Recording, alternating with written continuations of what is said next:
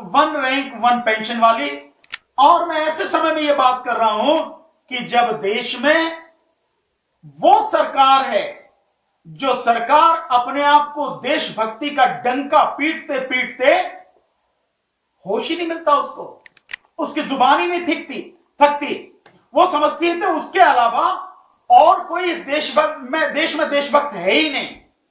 तो ऐसी देशभक्त सरकार अपने सैनिकों के साथ किस तरह का भेदभाव कर रही है, या इसे यूं कहूं कि ऐसी सरकार के होते हुए भी हमारे सैनिकों के साथ कितना भेदभाव हो रहा है, कितना भेदभाव लगातार चल रहा है। क्या सरकार को नहीं चाहिए कि उस सबको दूर करे, उसको समानता के अधिकार के आधार पर सुने और उस पर कार्रवाई करे और उसको समान करे, उन दिक्कतों को दूर करे, खत्म करे? होना चाहिए, नहीं होना चाहिए? नहीं तो देशभक्ति का जो ढोल है, समझ में भी आ रहा है कि वो देशभक्ति का ढोल केवल झूठा है, ढोल ही ढोल है, हकीकत में कुछ नहीं है। सैनिकों के लिए जो किया जाना चाहिए वो नहीं हुआ है। अब जैसे मैं आता हूं, पहली जो बात है वन रैंक वन पेंशन। साथियों, वन रैंक वन पेंशन के विषय में आप जान रहे हैं कि 2015 से ही जब मोदी सरकार आई है, मोदी सरकार ने दावा किया था, जो रेवाड़ी में मीटिंग हुई फौजियों की और बहुत बड़ी जबरदस्त रैली हुई जिसमें मोदी जी ने संबोधित किया और उसमें उनसे वादा किया कि वन रैंक वन पेंशन को हम देंगे। और उसके बाद जो उन्होंने दी है वो देना न देना बिल्कुल एक ही जैसा हो गया साथियों। और इसीलिए उसी दिन से 2015 से ही लगातार आंदोलन जो हमारे जो सैनिक हैं, जवान हैं, वो लगातार कर रहे हैं। तो सरकार को नहीं पूछना चाहिए कि भाई जब हमने एक बार आपको दे दिया तो क्यों कर रहे हैं आप? स्वाभाविक है, कोई ना कोई उनकी ग्रीवांसेस होंगी, कोई ना कोई उनकी दिक्कत होंगी, कोई ना कोई उसमें बाधा है, कोई ना कोई उसमें असमानता है, इसीलिए ना वो आंदोलन कर रहे हैं। तो जो वहां पर जवान सैनिक आंदोलन कर रहे हैं उनके अनुसार उनका कहना यह है कि ये जो pension one rank one pension दी गई है, कहा गया है, लेकिन इसमें भेदभाव आज भी जारी है। जो का त्यों भेदभाव चल रहा है, सैनिकों के साथ भेदभाव किया जा रहा है। 2013 में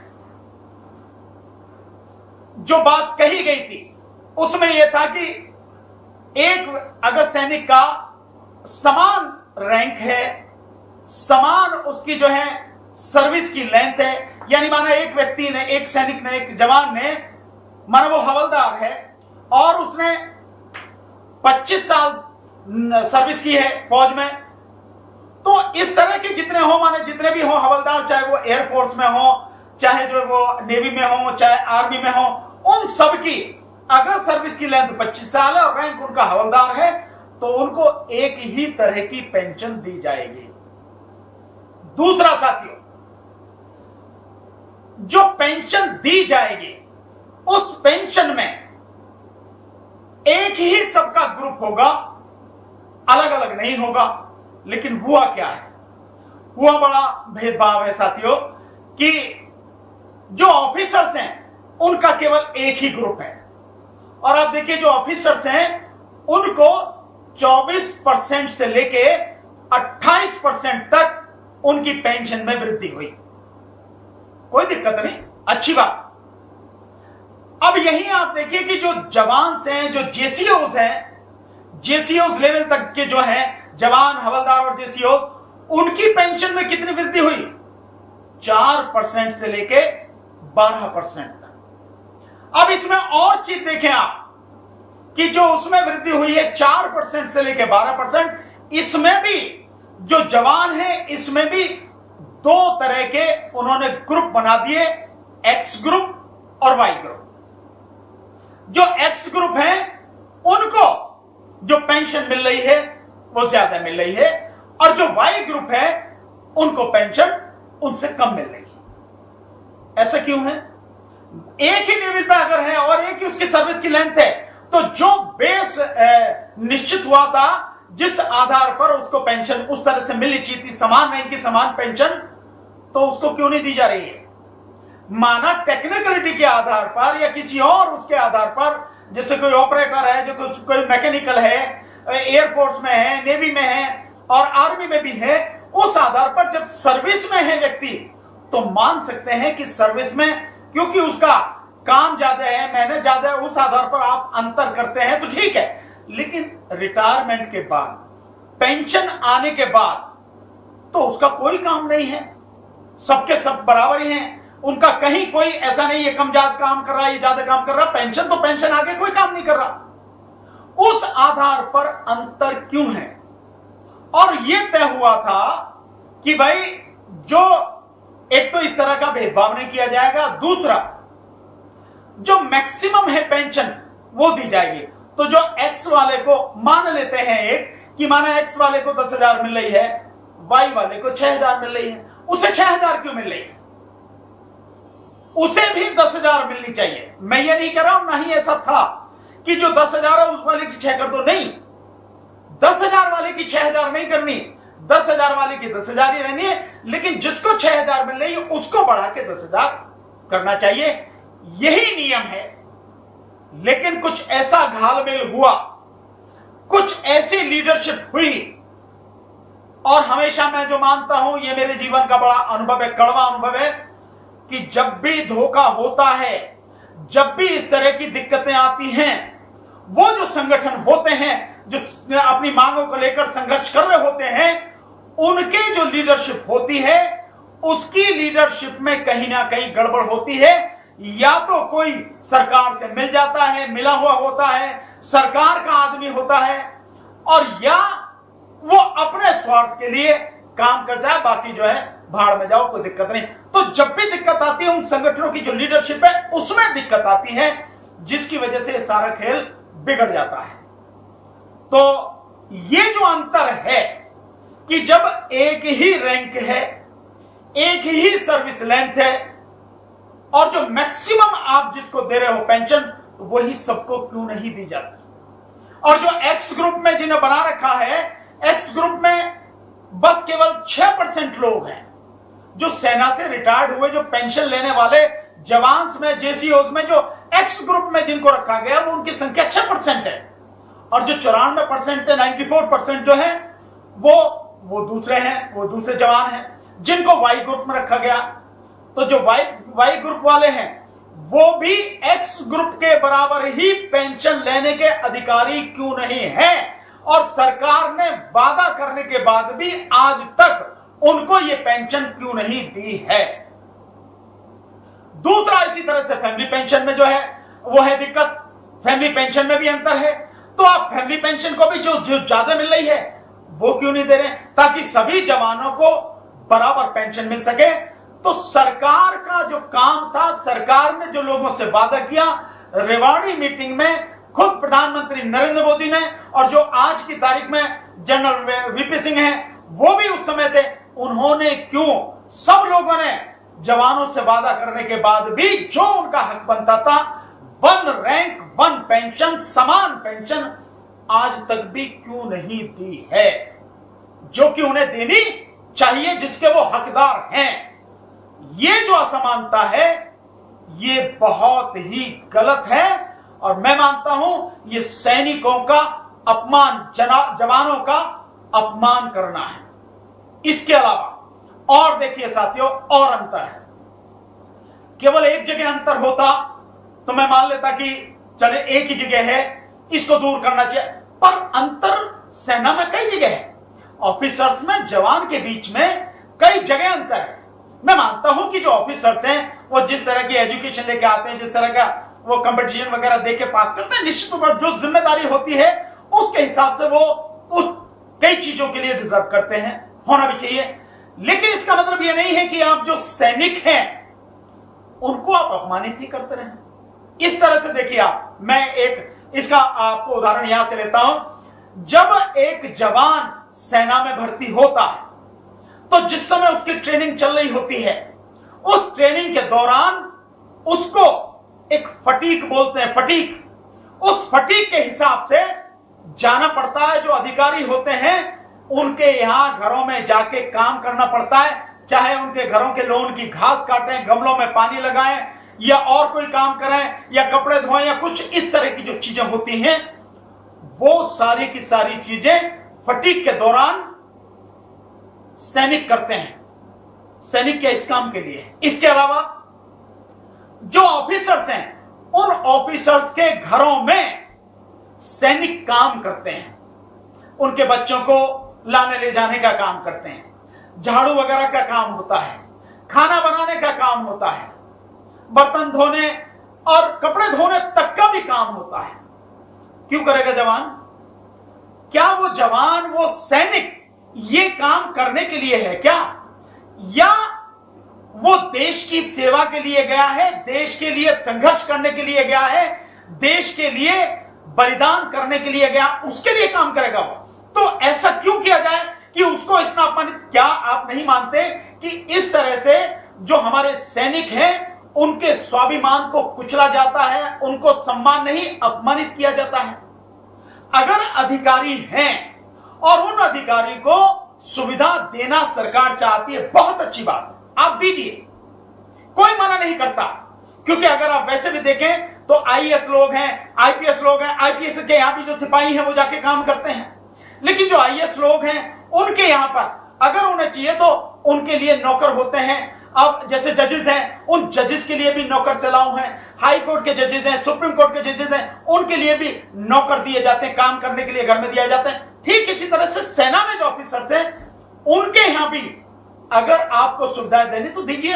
आप वहां खाना बनाने वाले दीजिए, जो खाना बनाए, बर्तन मांजे और झाड़ू पोछा लगाए, दीजिए ना, आप उनको सुविधाएं दीजिए। पर वो काम सैनिक क्यों करेगा? आपको कपड़े धोने वाले उनको देने ही दीजिए, उनके बंगलों में जो साफ सफाई करने वाले, घास काटने वाले, गमलों को पानी देने वाले, पौधों को पानी देने वाले, बिल्कुल आप दीजिए उन्हें सुविधाएं। एक उन्हें नौकर दीजिए, दो दीजिए, जितनी आप समझते हैं कि इतनी सुविधाएं हमें अपने अधिकारी को देनी है, बहुत अच्छी बात है, दीजिए, आप वो डिजर्व करता है, दीजिए। लेकिन ये काम सैनिक क्यों करेगा? ये काम सैनिक का नहीं है ना। सैनिक किसी अधिकारी के घर में काम करने नहीं गया, नौकरी करने नहीं गया, वो अधिकारी का नौकर नहीं है, वो देश का सैनिक है। और देश के सैनिक का स्वाभिमान है, सम्मान है। उस स्वाभिमान और सम्मान की रक्षा की जानी चाहिए, सम्मान को बढ़ाया जाना चाहिए और उसे उसी हिसाब से ट्रीट किया जाना चाहिए। वो किसी के घर में जाके अधिकारी के में काम क्यों करेगा? ये परंपरा बहुत गलत है। ये परंपरा अगर ब्रिटिश पीरियड की रही है, हो सकता है उस समय के ही जो परंपरा रही हो। क्यों? क्योंकि वो तो ब्रिटिशर्स थे, तो उसमें जो ऑफिसर्स होते थे वो सारे ब्रिटिशर्स होते थे, अंग्रेज होते थे, और बाकी जो नीचे के रंगरूट है वो सारे के सारे जो है भारतीय होते थे। तो उनके अंतर के लिए और उनको ये एहसास कराने के लिए कि हम तुम्हारे अधिकारी हैं, हम तुम पे हुकूमत करने आए, तुम गुलाम हैं, उस समय की वो परंपरा होगी। और उस समय वो लोग उन लोगों से काम कराया जाता होगा, घर का बाहर का जो भी है वो सारा सब कुछ, वो एक उस समय की परंपरा रही हो। आज तो नहीं। आज तो संविधान के आधार पर चलने वाला गणतांत्रिक देश है, स्वतंत्र देश है भारत। तो इस स्वतंत्र भारत में जो हमारे जवान हैं, जो हमारे जेसीओज हैं, जो सैनिक है हमारे, उनका सम्मान होना चाहिए, उनका स्वाभिमान होना चाहिए, उनके स्वाभिमान को बढ़ाना चाहिए, बरकरार रखना चाहिए, उसको ठेस नहीं पहुंचानी चाहिए, उसको कुचला नहीं जाना चाहिए। तो इसलिए घर में काम करने के नौकर के जो काम करते हैं वो सैनिकों से कराना बंद करना चाहिए। मैं मानता हूं कि सैनिक इस आवाज को नहीं उठा सकते क्योंकि वो डिसिप्लिन्ड फोर्स है, एक अनुशासित सेना है, जवान है, वो ये नहीं उठा सकते। लेकिन जो नेता हैं, जो एमपी हैं, वो तो ये बात उठा सकते हैं। जो सांसद हैं, जो मंत्री हैं, सरकार में हैं, जो विपक्ष में हैं, वो तो ये बात उठा सकते हैं कि ये जो भेदभाव सेना में किया जा रहा है और जवानों का जो अपमान किया जा रहा है, उनके स्वाभिमान को जो कुचला जा रहा है, ये बंद किया जाना चाहिए। ये तो वो कर ही सकते हैं, लेकिन कोई आवाज नहीं उठा रहा। मैं नहीं जानता कि क्यों नहीं उठा रहे। क्या उन्हें सेना से कुछ लेना देना नहीं है, या उन्हें किसी तरह का डर है, या वो जानते ही नहीं है, कुछ भी हो सकता कारण, लेकिन ये गलत है। तो ये जो भेदभाव है ये बंद होना चाहिए। एक बात, इस बात पर भी विचार करना चाहिए कि जो सैनिक हैं हमारे, आप देखिए तीनों सेनाओं में, मैं जो पैरामिलिट्री फोर्सेस है, अर्धसैनिक बल है, उनकी बात नहीं कर रहा, वो भी मैं आज करूंगा, मैं उनकी बात नहीं कर रहा हूं, मैं केवल अभी सेना की बात कर रहा हूं। तो सेना में एक रिपोर्ट शायद संसद में पेश की गई थी, बताई गई थी मिनिस्ट्री ऑफ डिफेंस की तरफ से, शायद बताई गई थी, एक सवाल के जवाब में कहीं कुछ है, मेरी जानकारी ऐसा है, कंफर्म अभी नहीं है बट मैं कर दूंगा इसको। उसमें कहा यह गया है कि सेना में हर साल 100 से लेकर 150 तक जवान सुसाइड करते हैं, आत्महत्या करते हैं। क्या इस पे ध्यान नहीं दिया जाना चाहिए कि आत्महत्या क्यों है, जवान आत्महत्या क्यों कर रहे हैं, जवान के सामने ऐसी क्या दिक्कत है कि उसे आत्महत्या करनी पड़ी है, सुसाइड करना पड़ रहा है? क्या ये जो जिस तरह से उसका स्वाभिमान कुचला जाता है, अपमानित किया जाता है, क्या यह भी इसका एक कारण है? या एक और कारण हो सकता है कि जो माना जरूरत 10 जवानों की है और 10 जवान की जगह 5 ही जवान हैं और 5 जवानों को 10 जवानों का काम करना पड़ रहा है, तो उन पे एक्स्ट्रा प्रेशर है, डबल काम करना पड़ रहा है, उसका भी प्रेशर है। क्या इस वजह से जवान जो सुसाइड कर रहे हैं? ये क्या कारण है जो हमारे जवान सुसाइड कर रहे हैं? और एक इंफॉर्मेशन इस तरह की है, ये जो सैनिकों के ही माध्यम से है, एक इंफॉर्मेशन ये है कि जितने अब तक जो हमारे युद्ध वगैरह हुए हैं, जितने भी मतलब हमारी भिड़ंत हुई हैं, उसमें जितने जवान हमारे शहीद हुए हैं, उससे ज्यादा जवानों ने आज तक हमारे देश में आत्महत्या की है। तो ये इतनी गंभीर परिस्थिति है, क्या इसको सामान्य समझा जा रहा है कि जवान क्यों आत्महत्या कर रहे हैं? इस बात को गंभीरता से लेकर इसका बिल्कुल समाधान करना चाहिए, जवानों से जवानों की समस्या सुननी चाहिए, क्या बात है, जिससे हमें पता लगे एक्चुअल में कि जवान क्या महसूस कर रहे हैं, किस वजह से डिप्रेशन में जा रहे हैं, किस वजह से ये स्थिति उनके सामने खड़ी हो रही है, ऐसा क्यों हो रहा है? इसका समाधान करना किसकी जिम्मेदारी है? सरकार की जिम्मेदारी है, सरकार को करना चाहिए। इसके अलावा और एक स्तर पर भेदभाव देखिए साथियों, जो कैंटीन है, सीएसडी कैंटीन, डिफेंस की जो कैंटीन होती है, उस कैंटीन में भी एक बड़ी अजीब स्थिति, उसमें भी 2 तरह की स्थिति है। एक स्थिति यह है कि जो ऑफिसर्स हैं, बताया जाता है कि ऑफिसर्स को 9,000 रुपए तक की वो खरीद कर सकता है महीने में, लेकिन वही जवान और जेसीओ वो 4 से 5,000 रुपए तक की, आज शायद 5,000 कर दिया गया है, 5,000 तक की खरीद कर सकता है।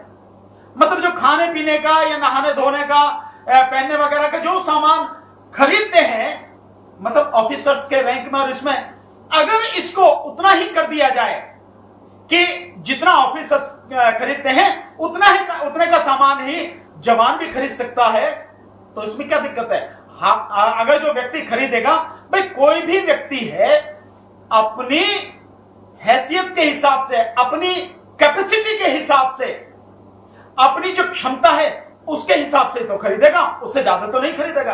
अगर वो माना 4,000 रुपए का या 3,000 रुपए का महीने में खर्च कर सकता है अपने खाने पीने या उस सामान पे जो कैंटीन से खरीदा जा सकता है, तो उतना ही खरीदेगा। अगर कोई ज्यादा कर सकता है तो उतना खरीदेगा।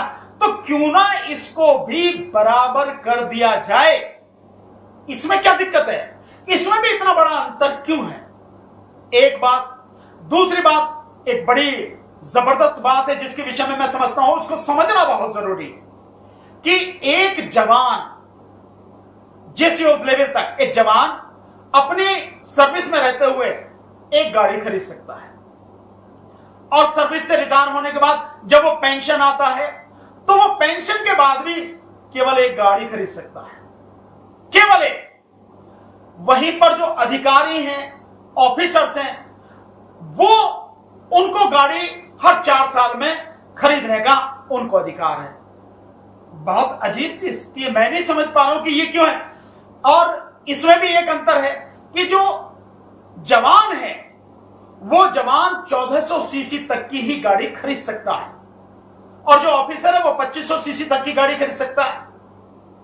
ये जो अंतर है, और जवान केवल अपने पेंशन आने के बाद, रिटायर होने के बाद केवल एक गाड़ी, और वो 4 साल में बदल सकता है। क्यों भाई? ये जो भेदभाव है इसे क्यों ना एक समान कर दिया जाए कि दोनों के लिए यह नियम बना दिया जाए कि जवान हो या ऑफिसर हो, वो व्यक्ति जो गाड़ी खरीदेगा वो गवर्नमेंट के नियम के अनुसार पेट्रोल की है तो 10 साल में बेकार हो जाएगी, डीजल की तो 15 साल में। तो पेट्रोल की खरीदनी है तो 10 साल बाद खरीद सकता है, डीजल की खरीदनी है तो 15 साल बाद खरीद सकता है। ये नियम जितने भी अधिकारी हैं सेना के और जितने भी जवान हैं उन सबके लिए बराबर करने में क्या दिक्कत है सरकार को? और सरकार ने अब तक क्यों नहीं किया गया? क्या दिक्कत है सरकार को ये सारी चीजें करने में? जो सरकार इतनी राष्ट्रभक्त है और सेना के नाम पर जो वोट मांगती है, सेना को वोटों के लिए जिस सरकार ने इस्तेमाल किया है, वो सरकार क्या सैनिकों की इतनी बात भी सुनने को तैयार नहीं है, समझने को तैयार नहीं है, उन्हें उनका ये हक देने को तैयार नहीं है? क्यों?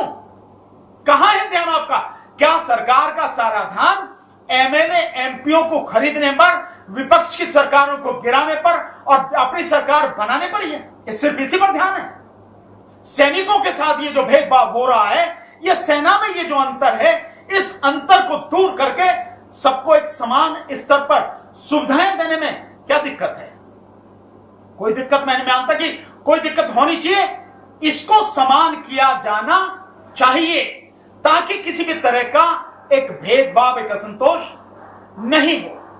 दूसरा एक और अंतर है साथियों, मैं यही कह रहा हूं कि केवल एक बात नहीं है, बातें कई हैं, अंतर कई हैं, भेदभाव कई स्तर पे हैं। एक और भेदभाव साथियों आप देखिए जिसके विषय में आप सबको जानना बहुत जरूरी है। जैसे एक एमएसपी है, यानी मिलिट्री सर्विस पे, एक ये बहुत वो है, बहुत ही महत्वपूर्ण है। यानी कि जो लोग सेना में हैं, जो सेना की सर्विस कर रहे हैं, उनको एक ये पे मिलती है। अब इसमें अब अंतर देखिए कि जो सैनिक है उस सैनिक को मिल रहे हैं 5,000, जो नर्सिंग स्टाफ है उसको मिल रहे हैं 10,000 और जो ऑफिसर्स हैं उनको मिल रहे हैं 15,000। आप जरा इसको देखेंगे कि जो सैनिक है सीमा पर तो वही होता है, जो फ्रंट पे खड़ा है वो सैनिक ही है। उसके साथ मैं मानता हूं कि कैप्टन रैंक के और कभी कभी होता है कि मेजर रैंक के ये जो लोग हैं ये भी होते हैं, लेकिन जो फ्रंट पे है वो तो सैनिक ही है ना। तो सैनिक को वैसे तो होना चाहिए कि उससे ज्यादा मिलना चाहिए, उलट होना चाहिए कि जो लोग ऑफिस में बैठकर काम कर रहे हैं, एसी कमरों में बैठकर काम कर रहे हैं, हॉस्पिटल्स में काम कर रहे हैं, उनको जो ये बेनिफिट मिला है, उनको ये बेनिफिट जो सेना में जो वहां पे फ्रंट लाइन पे है, मोर्चे पे है, उसको ज्यादा मिलना चाहिए और जो घर अपने ऑफिस में बैठे उनको कम मिलना चाहिए। पर अगर ये नहीं तो आप इसको समान ही कर दें। अगर आप 15,000 ऑफिसर को दे रहे हैं तो 15,000 ही नर्सिंग स्टाफ को भी और 15,000 ही जो हमारे जवान हैं उनको भी इतना ही दे दीजिए। उसमें क्या दिक्कत है? ये अंतर क्यों है? जो व्यक्ति ज्यादा काम कर रहा है, जिसकी जिंदगी ज्यादा जोखिम में है, जो अपनी जान को हथेली पर लेकर देश की रक्षा कर रहा है, लगातार फ्रंट पर है, उसको आपको ये देने में क्या दिक्कत है? तो आप अगर उसको कम ज्यादा, मतलब अगर उसे ज्यादा नहीं दे सकते जवान को, तो बराबर ही कर दीजिए। इसको बराबर नहीं होना चाहिए। मैं जनता से पूछता हूं, आपसे पूछता हूं, क्योंकि आपके टैक्स पेयर्स का पैसा है ये जो जाता है उनको। तो आप भी इस बात को बताइए कि क्या ये बराबर नहीं होना चाहिए? नर्सिंग स्टाफ को, ऑफिसर्स को और जवान को ये एमएसपी जो है आप इसको बराबर कीजिए। दूसरा, यहां एक चीज और मैं आपको बताना चाहूंगा साथियों, इसको ध्यान रखना बहुत जरूरी है। इसमें आप अगर देखें, जो जवान है उस जवान के सेना में भर्ती होने की उम्र है 18 साल। 18-19 साल की एज में वो भर्ती हो जाता है और 16-17 साल की उसकी सर्विस होती है। यानी 35 साल में, किसी को 40 में, मैक्सिमम जवान जो है उनको 35 साल में रिटायर कर दिया जाता है, उनको पेंशन दे दिया जाता है। ठीक है, ये हमारी सेना की जो है ऊर्जा बने रहने के लिए, मजबूती बने रहने के लिए ये उम्र जो रखी गई, इसका जो बैरियर लगाया गया, ठीक है, मैं मानता हूं इसको कि ये जरूरी है कि नौजवान जो सैनिक है हमारे वो चाहिए, उनका हौसला बुलंद होता है, उनकी जो शक्ति है वो ज्यादा होती है, ये होना चाहिए। लेकिन साथियों, इसके अलावा जब ये सारी चीजें, आप दूसरी चीज को देखिए कि एक सैनिक 18 साल में भर्ती हुआ, 35 साल की उम्र है, आपने उसको पेंशन देके घर भेज दिया, लेकिन उसके बाद वो क्या करे, उसके 35 साल की उम्र के बाद में वो क्या करे, इसका कोई इंतजाम सरकार ने नहीं किया। जहां ऑफिसर्स हैं, वो ऑफिसर्स के रिटायर होने की उम्र 55 साल से लेके 60 साल तक है, 55 साल से 60 साल तक है, तो ऑफिसर्स को इतना वो मिलता है, और 55 साल से 60 साल तक उसकी सर्विस बरकरार रहती है, वो सुविधाएं उसको सारी मिलती है। लेकिन जो सैनिक है, उस सैनिक को 35 साल में पेंशन देके आप घर भेज देते हैं, उसके बाद वो क्या करे, किस जॉब में जाए, उसकी कोई आप व्यवस्था नहीं करते, कोई गारंटी नहीं है।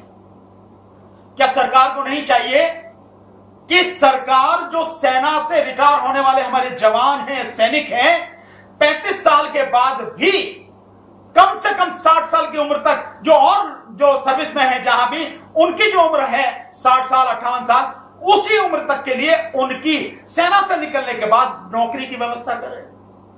क्या यह सरकार की जिम्मेदारी नहीं होनी चाहिए? क्या यह सरकार को नहीं करना चाहिए कि उनकी नौकरी की व्यवस्था करे? अगर और भी कुछ नहीं है तो वो जवान है, वो वेल ट्रेंड है, डिसिप्लिन्ड है। भाई अभी कहीं नहीं हो सकते तो आप उनको जो स्टेट की जो पुलिस फोर्स है, आप पुलिस फोर्स में दीजिए उसको जिम्मेदारी, उसको पुलिस फोर्स में रखिए आप उनको। इसके अलावा और रख सकते हैं आप कि जो सीआईएसएफ के जो जवान हैं, जो आपकी जो गवर्नमेंट की, जो सेंट्रल गवर्नमेंट की इंडस्ट्रीज वगैरह हैं और जो उसके प्रतिष्ठान है, उनकी जो सुरक्षा करते हैं, उस सुरक्षा में जो लगाए जाते हैं सीआईएसएफ के जवान, आप उनको सीआईएसएफ में भेज दीजिए, पैरामिलिट्री फोर्सेस में। तो कम से कम जो हमारे पास डिसिप्लिन्ड फोर्स है, डिसिप्लिन्ड हमारे पास जवान हैं, सैनिक हैं, उनकी सेवा लगातार देश को मिलती रहे। इसमें क्या उनको रोजगार भी मिल जाएगा और एक ट्रेंड जो है फोर्स भी मिल जाएगी। जो ट्रेनिंग पे खर्चा होता है पुलिस में और उसमें, वो सारा खर्चा भी बच जाएगा। तो आपको वेल ट्रेंड जवान मिले, ऐसा क्यों नहीं किया जाना चाहिए? या इसके अलावा कहीं और भी हो सकती है? क्या यह सरकार को व्यवस्था नहीं करनी चाहिए कि सैनिकों को 35 साल के बाद निश्चित रूप से उनको नौकरी की व्यवस्था होनी चाहिए? क्यों यह जरूरी है? साथियों, 18 साल की उम्र में शादी हुई, 18 साल की उम्र में वो सेना में भर्ती हुआ, और जब नौकरी लग जाती है उसकी के बाद में उसकी शादी की बात होती है। मान लिए 22, 23, 24 साल की, 25 साल तक की उम्र तक की उसकी शादी होगी, 35 साल में रिटायर कर दिया। रिटायरमेंट के समय उसके बच्चे कितने होते हैं? 10-12 साल के, 10-12 साल के वो बच्चे होते हैं। तो अब जब उसको सबसे ज्यादा जरूरत है नौकरी की और सबसे ज्यादा जरूरत है अपने बच्चों की परवरिश की, पैसे की, आपने उसको पेंशन दे दी, और पेंशन में आप वो भेदभाव कर रहे हैं। जवानों के साथ जो भेदभाव है, एक्स ग्रुप बना दिया, वाई ग्रुप बना दिया, और जवानों की पेंशन मात्र 4% से 12% आपने बढ़ाई। क्यों उसी पेंशन को आप इसको ज्यादा नहीं करते? क्यों उस पेंशन को जो मैक्सिमम है उसके लेवल मिला के जो एक्स वालों को दे रहे हैं उन्हीं के बराबर आप क्यों नहीं करते? क्यों नहीं करते? ये सारी चीजें ये सरकार को करनी चाहिए, सरकार ही करेगी। ऐसा क्या है, सरकार अपने खर्चे कभी नहीं कम करती। वर्तमान में जो भारत सरकार है, सारे उसने नौकरियां खत्म कर दी, सारा जो सार्वजनिक क्षेत्र के उपक्रम है उनको बेच दिया, और उसके बावजूद भी सरकार का खर्चा बढ़ता चला जा रहा है। क्यों भाई? सरकार जो एमएलए हैं, एमपी हैं, ये अपनी तनख्वाह बढ़ा लेते हैं, अपनी पेंशन बढ़ा लेते हैं, अपनी सुविधाएं बढ़ा लेते हैं। ये सैनिकों का इन्हें ध्यान नहीं आता कि इनके लिए भी किया जाए। देश के प्रधानमंत्री पर 600 करोड़ रुपए सालाना का उसका सिक्योरिटी का बजट है। एक प्रधानमंत्री का 600 करोड़ सालाना सिक्योरिटी का बजट, और तकरीबन 2000 करोड़ रुपए सालाना के प्रधानमंत्री पर खर्च होते हैं। आवागमन, ये वो, अगड़म झगड़म का सैनिकों को देने के लिए पैसा नहीं है। सैनिकों को नहीं दिया जाना चाहिए, उनका सम्मान और स्वाभिमान बरकरार नहीं होना चाहिए, उनको बराबर का दर्जा नहीं दिया जाना चाहिए, दिया जाना चाहिए साथ। अब दूसरी बात यह है साथियों, अब इसको देखो कि ऑफिसर रिटायर होता है 55 से 60 साल की उम्र में, और सैनिक जो रिटायर होता है वो रिटायर होता है 35 साल की उम्र में। अब आ जाते हैं हम ECHS, एक स्कीम है, वो है ex serviceman contributory health scheme, यानी कि जैसे सेंट्रल गवर्नमेंट की CGHS central government health scheme है, उसी तरह की ये है। ये कंट्रीब्यूटरी है, यानी कि जो भी उस हेल्थ फैसिलिटी का फायदा लेना चाहते हैं वो उसके मेंबर होंगे और कंट्रीब्यूट करेंगे, उसके आधार पर उनको मिलेगा। अब इसमें आप एक भेदभाव देखिए, बहुत जबरदस्त इसमें भी भेदभाव है कि जो हर महीने इन ईसीएचएस में जो कंट्रीब्यूशन है वो कंट्रीब्यूशन सबका समान है, सभी का बिल्कुल समान है, 1000 रुपए महीने उसमें जाते हैं। लेकिन फैसिलिटीज में अंतर है। फैसिलिटीज में अंतर क्यों है भाई? अगर एक जो जवान है वो भर्ती होता है तो वो जनरल वार्ड में, जो जेसीओज हैं वो अगर भर्ती होते तो सेमी प्राइवेट वार्ड में, और जो ऑफिसर्स हैं वो प्राइवेट वार्ड में। सबको एक समान क्यों नहीं दिया जाता जब कंट्रीब्यूशन सबका बराबर है? क्योंकि ये कंट्रीब्यूटरी है और जो भी व्यक्ति इसके मेंबर बनते हैं वो अपनी इच्छा से बनते हैं, स्वेच्छा से बनते हैं। वो ऑप्ट करते हैं कि भाई हम इस स्कीम को ऑप्ट कर रहे हैं, उसके बाद ही उनकी जो मेडिकल अलाउंसेस है वो कटते हैं, वो सीधे कट के उसमें जाते हैं, सबका समान रूप से कटता है। इसमें तो फिर समान फैसिलिटी देने में क्या दिक्कत है? लेकिन कुछ लोग इस बात को कहते हैं कि भाई जो ऑफिसर्स होते हैं वो ऑफिसर्स, जो टॉप लेवल के जो ऑफिसर्स हैं वो वन टाइम कंट्रीब्यूशन जो अपना देते हैं उसमें वो बहुत ज्यादा है, उनका जो जवान है उसका 3 गुना है, और जो उसके नीचे के ऑफिसर्स हैं उसका जवान का 2 गुना है जितना जवान का है। माने कि जवान अगर 60,000 देता है वन टाइम, तो उसके ऊपर का जो ऑफिसर है, जेसीओ या जिसको भी आप मान लें, वो 1 लाख देता है, और उसके ऊपर का जो है वो देता है करीब 1,60,000। ऐसे एक मान लें, एक समझने के लिए हम इसको समझे, अगर वो उतना देता है। लेकिन अगर आप इसको देखें तो जो जवान है वो रिटायर कितने में हुआ? 35 साल में। अगर 35 साल में उसकी जो और 15 साल की सर्विस अगर जोड़ दी जाए और उस 15 साल का 1,000 रुपए के हिसाब से पर ईयर का अगर जोड़ दिया जाए तो 1,80,000 रुपए होता है उसका। अगर 1,80,000 रुपए उसको होता, अगर मानो उसको सर्विस मिल रही होती 58 साल तक या जो 55 साल तक या 60 साल तक, तो उसको इतना मिलता ना, 80,000 है या 1,80,000 है या 2,40,000 होता उसका। अगर उसकी लेंथ सर्विस की उतनी होती, उसको आपने पहले रिटायर कर दिया तो उसको जो कंट्रीब्यूशन है, इसीलिए उसका वो जो वन टाइम है वो कम है, लेकिन मंथली तो बराबर है। तो उसको सुविधाएं भी एक ही समान क्यों नहीं दी जाती? एक उदाहरण, एक सैनिक बता रहे थे, तो उन्होंने जो बताया मैं बताता हूं कि एक जवान की वाइफ को कैंसर हो गया और जो इस ईसीएचएस के जो हॉस्पिटल है उनमें कहा कि भाई यहां नहीं हो सकता इलाज, प्राइवेट में कराओ। तो प्राइवेट में जाके जब उसने भर्ती किया, उसको जो वहां पे खर्चा आया वो खर्चा लाखों में आया। उसने अपने डिपार्टमेंट से कहा, तो डिपार्टमेंट ने कहा भाई हम तो दे नहीं सकते क्योंकि आप इसके लिए एलिजिबल नहीं है, एंटाइटल्ड नहीं है। क्यों? क्योंकि आप जवान हैं। ऑफिसर्स उसके लिए एंटाइटल थे, तो जवान क्यों नहीं उसके लिए एंटाइटल है? अगर ऑफिसर एंटाइटल है तो जवान क्यों नहीं उसके लिए एंटाइटल है? ये जो भेदभाव है, ये जो असमानता है, मेरा मानना यह है कि यह असमानता खत्म होनी चाहिए। जब तक ये असमानता बनी रहेगी, मैं नहीं समझता कि हम अपनी सेना का सम्मान कर रहे हैं या उसके स्वाभिमान को हम बरकरार रख रहे हैं। बढ़ाने की तो बात ही अब छोड़ दीजिए, ये खत्म होना चाहिए। अब एक और चीज जिसमें मैं साथियों आपसे बात करना चाहता हूं, वो बहुत जरूरी है। साथियों, जो सेना है और जो अर्धसैनिक बल है, आप देखेंगे इनमें भी बहुत अंतर है। यह भी बहुत जरूरी है इसको जानना समझना। अर्धसैनिक बल में कौन है? सेना को तो है, आप जानते हैं कि सेना कौन है। जो अर्धसैनिक बल हैं वो कौन कौन से हैं, इसको भी समझें। जिनको पैरामिलिट्री फोर्सेस कहते हैं वो कौन कौन से हैं? वो हैं जैसे बीएसएफ है, सीआरपीएफ है, सीआईएसएफ है, आरएएफ है, आईटीबीपी है, एसएसबी है। ये जो है ये है अर्धसैनिक बल, यानी पैरामिलिट्री फोर्सेस। अब आप देखिए कि सेना का जो बॉर्डर पर, सीमा पर जब जाती है वो तब जाती है कि जब युद्ध होता है। अगर युद्ध नहीं है तो सेना सीमा पर नहीं होती। युद्ध न होने की स्थिति में सीमा पर होते हैं बीएसएफ के जवान, सीआरपीएफ के जवान या आईटीबीपी के जवान। ये लोग सीमा पर होते हैं जो 24 घंटे देखभाल करते हैं। आप जब भी देख रहे होंगे सीमा पर जो भी कभी कभी दिखाई जाती है न्यूज में, वो उन्हीं की है, उन्हीं की वो दिखाई जाती है जो हमारे सीआरपीएफ के जवान हैं या हमारे आईटीबीपी के और ये जो बीएसएफ के जवान हैं वो दिखाई जाते हैं गश्त करते हुए। उनकी हमेशा 24 घंटे वहां पर ड्यूटी रहती है।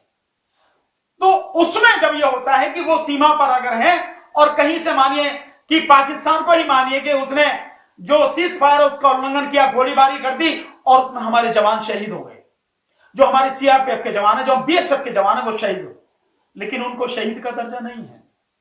उनको शहीद का दर्जा नहीं दिया जाता सरकार में। मैं ये सवाल पूछना चाहता हूं कि क्यों नहीं दिया जाता? उन अर्धसैनिक बलों को जो 24 घंटे सीमा पर देश की रक्षा करते हैं, सेना से भी ज्यादा वो रक्षा करते हैं, उनको शहीद का दर्जा क्यों नहीं दिया जाता?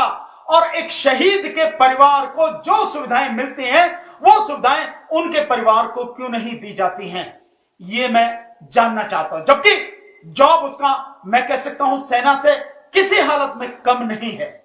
सेना तो जब लड़ाई हो रही है, जब हमला है देश पे तभी है, वो तो 24 घंटे हैं और कितने प्रेशर में काम करते हैं आप सब जानते हैं। तो उनको सुविधाएं क्यों नहीं मिलनी चाहिए? एक अब 2-3 बातें छोटी छोटी वो बतानी बहुत जरूरी है साथियों, सरकार नहीं दे रही है, सरकार की तो नीयत है आपको समझ में आ जाती है। मैं 3 उदाहरण से आपको बता दूंगा। सरकार जो कारगिल युद्ध हुआ था, कारगिल युद्ध के बाद में कितने ही सैनिक हमारे जिनको गंभीर चोटें आई हाथ में, पैर में, और वो किसी तरह से अब वो सामान्य काम करने की स्थिति में नहीं है, उन्होंने मुकदमे डाले, लेकिन सरकार ने, मिनिस्ट्री ऑफ डिफेंस ने उनको कुछ भी दिया नहीं, बल्कि उनके खिलाफ मुकदमे डाले और उन्हें कहा गया कि आप सिद्ध करो कि हां आप उस समय वहां सेना में थे, आप उस समय वहां उस लड़ाई में थे और आपके साथ ये घटना वहां पर घटी। कितने ही लोगों के खिलाफ ये मुकदमे हैं। 20-22 साल हो गए कारगिल युद्ध को, अभी तक उनकी समस्या सुलझी नहीं है, बल्कि उनके खिलाफ मुकदमे चल रहे। जो सैनिक अपना जीवन दांव पे लगा के देश की रक्षा की, उसके साथ में यह व्यवहार होना चाहिए? क्या सरकार को नहीं चाहिए कि मिनिस्ट्री ऑफ डिफेंस को नहीं चाहिए कि उन समस्याओं का तत्काल समाधान करके उनको, सैनिकों को उनका हक दे, जो ऑफिसर्स हैं उनको उनका हक दे? मैं मानता हूं कि यह सरकार दे नहीं सकती, क्योंकि यह वही सरकार है जिसके समय में पुलवामा हुआ और 44 सीआरपीएफ के जवान शहीद हुए। आज 1.5 साल बीत जाने के बाद भी कोई इन्वेस्टिगेशन नहीं है, उसमें कहीं कुछ नहीं है। एक आदमी देवेंद्र जो डीएसपी उसको पकड़ा गया, उसको भी बेल मिल गई है, कहीं उसके विषय में कोई कार्रवाई नहीं है कि वो धमाका 350 किलो आरडीएक्स वहां कैसे पहुंचा, ऐसे इलाके में जहां बहुत जबरदस्त सिक्योरिटी है, कैसे पहुंच गया? कोई इन्वेस्टिगेशन नहीं है। कौन दोषी है उसके विषय में किसी का कुछ पता नहीं। 1.5 साल बाद अगर सेना के साथ इतनी भयानक घटना घटी है और आप अभी तक नहीं पता लगा पाए, तो बाकी और का क्या है? क्या यह माना जाए कि वो सब सरकार की का प्री प्लान थी, कहीं मिलके ही वो सब इलेक्शन का लाभ लेने के लिए? क्योंकि 2019 में मई में इलेक्शन था, आप सबको ध्यान है, अप्रैल मई में इलेक्शन था, और जो वो हुआ पुलवामा वाला वो 14 फरवरी को हुआ, आप सबको मालूम है। और अब चीन के साथ जो हुआ है, इस 15 जून को जो हुआ, 15 जून की घटना जिसमें हमारे 20 जवान शहीद हुए हैं, कहा जरूर गया है, प्रधानमंत्री की तरफ से कहा गया कि उनका बलिदान बेकार नहीं जाएगा, लेकिन वही प्रधानमंत्री ये कहते हैं कि लद्दाख में ना तो कोई वहां बाहर से आकर घुसा है, ना कोई घुसा हुआ है, और ना ही हमारी एक भी पोस्ट किसी के कब्जे में है। तो फिर यह बताएं कि हमारे 20 जवान शहीद कैसे हुए? हमारे 10 जवान जिनमें 4 सीनियर ऑफिसर्स भी हैं, चीन ने कैसे बंदी बना के रखे, उनको बाद में छोड़ा, और कैसे हमारे 76 जवान घायल हुए? इस बात का जवाब कुछ नहीं है, अगर चीन घुसा हुआ नहीं है। मुझे मालूम है, मैं विश्वास के साथ कह सकता हूं कि वो जो हमारे जवान शहीद हुए हैं वो भी कहीं ना कहीं एक गंदी राजनीति का हिस्सा है, क्योंकि बिहार में चुनाव है और बिहार रेजिमेंट के वो थे और बिहार के भी, पर्टिकुलर बिहार के, उसमें कई जवान थे जिनके विषय में प्रधानमंत्री ने जो 125 दिन की जो रोजगार गारंटी योजना प्रवासी मजदूरों के लिए की गई, उसमें खगड़िया से जिसकी शुरुआत करी बिहार में, उसमें जो बात कही गई तो वो भी कहीं ना कहीं राजनीति का हिस्सा है। वो कहने की बात है बलिदान की, पर मुझे नहीं लगता कि उस बलिदान का कोई बदला लिया जाएगा। वो बलिदान हमारा बेकार नहीं जाएगा। ये स्थिति सरकार की है। और अब साथियों, एक बहुत जरूरी बात, मैंने पहले भी कहा कि कहीं ना कहीं आपके जो संगठन है, उनके जो नेता हैं, वो नेता सवालों के घेरे में है। मेरा आपसे रिक्वेस्ट है, उन नेताओं से भी और आपसे भी, इस समस्या की जड़ में जाइए, समझिए कि दोषी कौन है जिससे आपको आपका हक नहीं मिल रहा। वन रैंक वन पेंशन और जो सारी चीजें क्यों नहीं मिल रही हैं, उसके विषय में आप सोचिए, गहराई से उसका अध्ययन कीजिए, जाइए उसकी गहराई में। दूसरा साथियों, मैं आपसे एक चीज और कहना चाहता हूं साथियों, आप कहते हैं, मैंने सुना है जवानों को, मैंने कैसे सुना, एक प्रेस क्लब ऑफ इंडिया में एक मीटिंग थी, तो जो आपके जवानों के ही जो एक संगठन है, उस संगठन के पदाधिकारी, 3 पदाधिकारी बैठे हैं दिल्ली में, जो प्रेस क्लब ऑफ इंडिया में मीटिंग हुई थी पिछले साल, उसमें वो इलेक्शन से पहले वो कह रहे हैं कि जो भी ऑफिसर सेना के होंगे वो अगर किसी भी पार्टी से आते हैं, उनको हमें हरा के भेजेंगे, उनको वोट नहीं डालेंगे, और या हम बाकी जो वोट डालेंगे नोटा पर डालेंगे। साथियों, आप उनको वोट मत डालो, कोई दिक्कत नहीं है, आप नोटा पर वोट डालो, कोई दिक्कत नहीं है, उनकी हार जीत पर कोई फर्क नहीं पड़ता, क्योंकि यहां तो लोगों की वोट का मतलब ही नहीं है कुछ भी। यहां तो ईवीएम से इलेक्शन हो रहा है, ईवीएम से आपका वोट लूट लिया जाता है, तो आप नोटा पे डालो, किसी पे डालो, कोई फर्क नहीं पड़ता। और आप राजनीति से इतनी घृणा क्यों करते हैं? ये जो डिमांड आप रख रहे हैं, किसके सामने रख रहे हैं? राजनीतिज्ञों के सामने रख रहे हैं ना, सरकार के सामने रख रहे हैं। सरकार किससे है? राजनीति से। आप खुद राजनीति में क्यों नहीं आते हैं? जो जवान हैं हमारे, जो रिटायर हो चुके हैं, उनमें जो ईमानदार हैं, जो कर्मठ हैं, जो संवेदनशील हैं, जो अपने सारे जवानों की समस्याओं को अच्छी तरह से समझते हैं, संघर्ष कर सकते हैं, पूरी ईमानदारी से अपनी लड़ाई में टिके रह सकते हैं, कोई उन्हें डिगा नहीं सकता, वो लोग राजनीति में क्यों नहीं आते? होना तो राजनीति से ही है। यह राजनीति के बिना हल नहीं होगा, यह संसद में जाए बिना हल नहीं होगा, यह संसद से ही हल होगा, बिना उसके नहीं होगा। तो आप राजनीति से घृणा क्यों करते हैं? आप राजनीति में आते क्यों नहीं हैं? राजनीति में आके आप इलेक्शन लड़के एमपी बन के पार्लियामेंट में जाते क्यों नहीं हैं? ताकि आप अपनी आवाज वहां बुलंद कर सको, और जो और लोगों के भरोसे रहते हो उनके भरोसा ना रह के अपने दम पर अपने जवानों की आप आवाज उठा सको और उनका हक उन्हें दिला सको। क्या दिक्कत है आपको? क्यों नहीं आते आप राजनीति में? राजनीति में घृणा करने से काम नहीं चलेगा। राजनीति में आने से, अंदर आने से और संघर्ष करने से और अपना हक लेने से ही बात बनेगी, उससे पहले कुछ नहीं होगा। आप चाहे जितनी नफरत करते रहिए, बैठे रहिए राजनीति से दूर, आप सिर्फ मांगने वाले होंगे। और मैं ये कहता हूं कि मांगने वाले नहीं, आप छीन लेने वाले बनो या देने वाले बनो। और जब संसद में पहुंचेंगे, सरकार में पहुंचेंगे, तभी आप छीनने वाले और देने वाले बनेंगे, उससे पहले नहीं कुछ होगा। तो राजनीति में आइए। आप हमें राजनीति कह रहे हैं, मैं तो कह रहा हूं, मैं तो बहुत खुल के कहता हूं, मैं किसी सामाजिक इसकी बात नहीं करता, मैं तो राजनीति की बात कर रहा हूं, क्योंकि राजनीति से ही सब कुछ संभव है।